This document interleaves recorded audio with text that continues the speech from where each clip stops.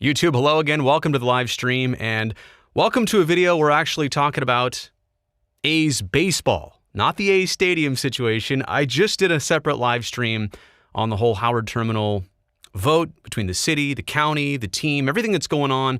That's up on my channel, so check that out. And by the way, since you're here, and if you like this content, don't forget to subscribe and like this video. It greatly helps out the future of the channel, which, I'll be honest, I'm trying to build for you as a platform and a place to discuss things like this, other Bay Area sports, other off-topic things. But let's get back to the Oakland A's and the first half that was for them, 52 wins and 40 losses. Now, at various points, it looked like one of the best A's starts to a season ever. I don't necessarily mean the first 8 games, because they were 1-7 after those first couple series. It was a horrendously bad start out of the gate. And I'll get to that in just a second.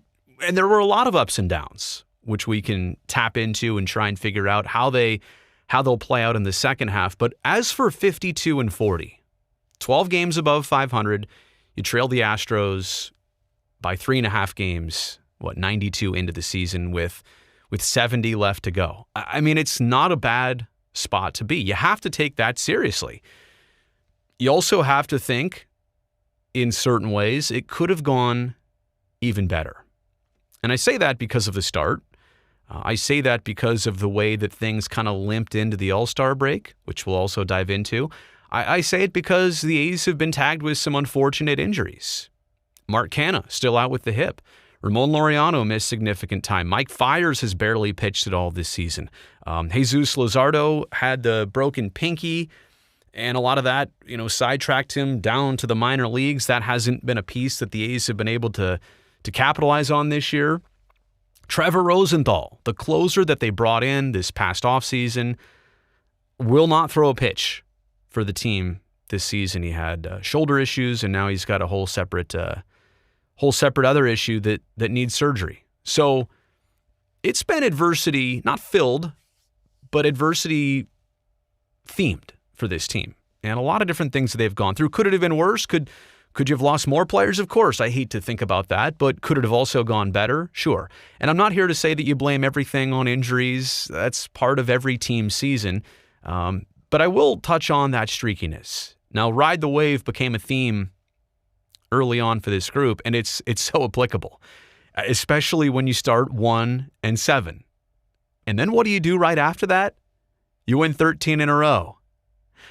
And then you kind of play 500, you kind of, dive some waves up and down here. But then to end the second half, let me get this right, they lost 13 of 21 going into the break, including a couple series against the Rangers, and just a lot of things had a bad taste in their mouth in the final 2 weeks, let's say, going into this All-Star break. And they needed this break. I have no doubt that what we're going to see tomorrow and in the near future is them completely, I'm not looking like a different team. That's not a complimentary or fair thing to say. I'm just saying you'll see their rejuvenation. It's probably the best way to put it. But I think the main question as we talk about a team, and we know what they're all about, right? They've played 92 games, and I've always get stuck up on this. This is not the midway point of the season. We are well beyond the midway point. We've seen them in spring training. We've seen them now for more than half the season. We're 11 games past the halfway point. We know what this group is all about, but will they live up to their reputation in 2021 of being a second half team? It truly all comes down to that. Now, had they played better, would they still be first in the division? Yeah, probably, but not a guarantee. I mean, look, the Astros are not going away anytime soon. And no matter when they lose a Verlander, a Garrett Cole, when Alex Bregman's been out for months at a time on their season, that group still finds a way. Part of this is what the A's are doing. Part of it is who they're going up against. And I'm also not crossing off the Seattle Mariners yet. They're only 3.5 games behind the second place Oakland A's right now. In fairness, though, it does appear to be, at this point, kind of a 2-horse race down the stretch. How do we know if the A's can be a good second half team this year like they typically are? Is that just in their DNA? Is it hitting weather? Is it they just take a little bit longer to warm up in the season? I honestly don't know. I can't necessarily put an explanation to why it is, but the franchise in the last decade or so has always been that way, and this group specifically, the current core group, has always played better post All-Star break. Now, that's a thing that gives me hope. In fact, that's one of the main things that give me hope. And I have a bunch of other things that give me hope. I will end on those. I'm going to tell you first, as we transition from looking back to looking forward, a couple things that actually worry me. I'm going to start with the worry, and I'll end with the hope for the second half of 2021. Things that worry me, well, not to harp on the same theme, but overall streakiness of this group. And the fact that nothing has been consistent through the first 92 games. I shouldn't say that. Nothing's been a constant through the first 92 games. At some points, you get the starting rotation, like when they won 13 in a row, and Frankie Montas and Sean Manaea led to Chris Bassett, and Cole Irvin was in there, and Luzardo was pitching at that time. And when one guy would hand it off to the next, that would be a staple of the team. And at the same time, maybe the offense wasn't there, so pitching was winning games. There have been other sequences where the bats are there, but the bullpen's not there. We haven't necessarily seen this team fall apart defensively, but you understand what I'm saying. Of all the different facets of the game, we've rarely ever seen the A's like on all cylinders for any sustained period of time. There's always one aspect of the group that's kind of carrying them when they're finding success. And at the same time, when they've struggled, like losing 13 of 21 to end the first half, we've also seen things that hold them back. And I'll get to that in just a second, because I think a main one is their inability to close out games in two ways. So overall streakiness and the fact that nothing has been a constant through the first 92 games, they have a reputation, but at the same time, it's not there all the time. They still score a bunch of their runs via the home run, although at times this year we've seen them go homerless for like 6 games. That's totally atypical of this group over the years. So maybe finding some consistency and a way that this team wins games down the stretch. Like going back to the Astros, for example. How do they win games? Well, they score a ton of runs. Their rotation is not as good as it once was, but it's darn good enough. And the same thing with their bullpen and their defense. Like, offense is great. Starters, bullpen, defense, they all do the job substantially. That's how they win games. For the A's, it's kind of like one here, one there. This is up, this is down, but then this is up. The A's are a great team. All it takes is putting some of these things together on a more consistent basis. Let me move on to this, another worry I have. And there's only 3 big worries here. I guess there should be 4 if I just include the flat-out Houston Astros. What they're capable of, how they could be even better when Bregman comes back. He's injected back into that lineup. They're also talking about Verlander being healthy at some point. That would be interesting. I guess they're a 4th thing. But the second thing here is the Oakland A's ability to close out games recently. And when I say that, I know your instant thought goes to, well, the bullpen. It's the bullpen blowing games. At the same time, if you look at the scoreboard, and I don't mean like, runs, hits, and errors, I mean like score by inning. If you cut that in half, the A's on so many occasions recently, they score early. They get out to a 4-1 lead, 3-0 lead. And then the problem is they don't add on, and their bullpen isn't able to hold off the opponent. It's twofold. It's those things where they had a lead halfway through the game, and they don't by the end of it. And it's one of those frustration factors. Of course, you have to play all 9 innings and 27 outs, but some games you're never in. You were never in them to begin with. And you just say, well, they didn't show up. But there are a lot of games where the A's show up early, but they don't show up often, and they're not able to hold the opponent off the scoreboard, and that's unfortunately how they lose. So closing out games. Now, is it fair for you to ask your pitching staff to hang on to a two-run lead? Let's say you score first. The A's score first in their first inning. Can you ask a major league rotation and bullpen to hang on to a 2-0 lead the rest of the way, like be perfect. I think that's a tough ask. I really do. And that's why I'm saying I'm leaning more on the bats to be more productive through multiple innings, as well as, the bullpen to especially hang on when times get tight. And then the last thing that gives me worry is a team like the Texas Rangers. And I know that the A's still have more games to play against them, more games to play against the Angels, even the Mariners in their own division, other teams with lesser records.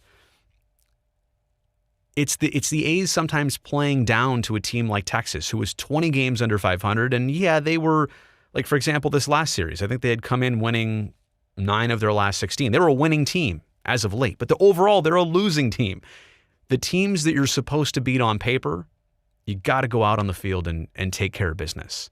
And that's going to be a theme for the A's in the second half. I say this is another thing that gives me worry, was watching the first half, how maybe the A's kind of played down to certain opponents, specifically like the Texas Rangers. Okay. That was a lot of down stuff right there. A lot of negativity. So let's switch it to all the things that give me hope for the second half. And to be perfectly honest, I've kind of a long list here. I'll begin with Chris Bassitt. All-star. Deserved to be there on the initial selections. Ace of the staff. Stopper. Guy that you want starting if you have to play a wild card game. He's the guy you want starting.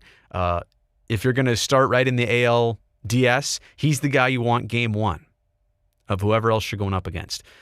You have that. You have Chris Bassitt. You have a guy that is, the reputation of what happens in his starts, he's either really good and it shows, or he's struggling a bit and he's still good because that's where he's arrived at in his career. Honestly, some of the outings lately where he doesn't have it and he knows it and the opponent knows it and he still gets through it, those are almost as impressive as anything else. I know they're not his favorite, but they are as impressive as everything else. So Chris Bassitt being the undisputed ace, most consistent starter of this group, no question, something that gives me tremendous hope. And not to overlook a Frankie Montas or a Sean Manaea or hopefully a Luzardo if he can win and if he can come back in the rotation. But 2 other names that just really pop out to me from this rotation are James Caprillion and Cole Irvin. Now, Irvin was in the opening day, on the opening day staff because Mike Fiers was out, earned the job, but completely has impressed this year. Not a guy who's going to strike everybody out. Doesn't have the blistering fastball, but he just pitches so well. He's had some of the best A's starting performances of this season. The story of him saying he's pitching with a chip on his shoulder, the way he's done it, and really the same thing with James Caprillion, who got called up, made the first big league start at Fenway, lights out in that game. He's pitched at Yankee Stadium. He was really good there. He's gone up against some of the toughest opponents, went up against Houston, did really well against them too. Those 2 guys, as I'm not saying, pitchers that nobody expected or nobody saw coming, that's not fair, that's not accurate. But for them to say, okay, I'm going to take this chance and not only run with it, I'm going to sprint with it. I just think the storylines of those 2 individuals and the way they've battled this year, and they've had a couple down starts too, don't get me wrong, it hasn't been all perfect. But generally speaking, I ask respectfully, where would this team be without those 2 starters that a lot of people didn't have on their plans, let's say, midway through the offseason? All right, so Bassitt with Caprillion and Cole Irvin in different ways, great stories. Let's move on to the position players. Matt Olson, what he's done this year in boosting the average, cutting down the strikeouts all at the same time while continuing to hit home runs and play great defense at first base. That gives me tremendous hope that even a player like Olson has found the ways to make adjustments, improve, and be the Matt Olson that you expect. How could I not mention one Matt without the other? Now, Chapman last year struggled through his final stretch before leaving the season because he needed hip surgery. And even the first, portion of this year, hitting, around or below 200, I think. And it was just not going well for him. And all of a sudden you could just see, how hard he was working on adjustments and timing. And he was a bit late on a lot of fastballs. And What, he put together a 24-game on-base streak right here before the All-Star break, and he just boosted the average. The fact that Matt Chapman stuck with it like you know he would, dug himself out of that hole, and is poised and positioned to be an important player in the second half, that gives me a lot of hope. Let's talk about Jed Lowry, the fountain of youth that he has become. That gives me a lot of hope. Now, I would say his season may have had higher points in May and June than necessarily it did here in the first part of July. But Jed Lowry, the veteran presence, switch hitter, guy that can, DH a lot of times, stay in your lineup when he gets hot because he can face righties and lefties. Again, who would have expected Jed Lowry, the guy who signed a minor league contract with this team this past offseason? That's another great story along the lines of Caprillion and Cole Irvin. Let me also throw in Elvis Andrus. I've got some notes over here, by the way. These aren't even on my notes because I'm just realizing right now I cannot leave out Elvis Andrus, another slow starter this year, but another critical player defensively at shortstop. I know Bob Melvin's been having him hit higher in the order without Canna up there, and you kind of have Laureano leading off, but I actually like when Andrus is at the bottom of the lineup and is hitting well because that's another guy to help turn you over, to get you back to the top of the lineup. Just adds an incredible amount of length and depth to your 1 through 9. And you heard the reputation. You knew he was going to be a good teammate. He's lived up to all that, always smiling, and now performing to go along with it. Now, another thing that gives me simultaneous hope, but, the worry is, when can we see Mark Canha back? Can we see him at full strength? Can we see him doing what he did to start the season? Because something that gives me hope is Mark Canha as a leadoff hitter for this team. What he was able to do out of the gate in taking over this role, one that wasn't expected necessarily by a lot of people of him, but as soon as he started doing it, getting on base, in addition to adding power and a guy who could get hits as well as draw walks, draw pitchers into deep counts. I mean, Mark Canha he's filled the role quite nicely of being a leadoff hitter. I love the fact that that's in his toolbox, that's in his arsenal. That's something that gives me a lot of hope for the A's in the second half. The question is, when and where can we see it, and how long can we see it? And then the last thing I had here in terms of hope, you can see there was a lot of them. Lou Trevino, the fact that he has settled into the closer role, again, with Trevor Rosenthal being in the mix, then out of the mix, then maybe back in the mix, now completely gone from the conversation. I mean, where would the A's be if they didn't have a Trevino to close out games? You understand, you cannot just put any relief pitcher in that role. There's a certain mentality, there's a certain pitch arsenal, there's a certain prototype that needs to fit for your team as a closer. And if the A's didn't have Trevino, if they didn't have him with the success that he just saw in the month of July, really late June into July, again, I ask, where would they be? So there's a lot of, how do I close out this video? Overall, there are some things to be concerned with about the Oakland A's, but if I told you, here's the baseline way to look at it. If I told you out of spring training, they're going to win 52 out of their first 90 games, they're going to be, a series away against Houston from being tied for first place, so they're going to be right there knocking on the door of first place, would you have been thrilled about it? I mean, no. Thrilled would be like, you lead the division by 5 games and the Astros are fading away fast and it could be better. But if I told you they were 12 games out right now, skating around 500, no, not hockey. I mean, just skating around 500, would you be happy with that? No, I don't think a lot of people would either. So it could be a lot worse. It's kind of like, this is what you expected with the A's. They're right in the mix. They're positioned quite well, and now's the time to strike. Now's the time we figure out what they're capable of down the stretch. I don't want to get too far into the conversation of how they stack up as a playoff team. The trade deadline, which is, 15 days away now? End of July. So about 2 weeks. Will they make any moves before then? Will they bolster a bullpen?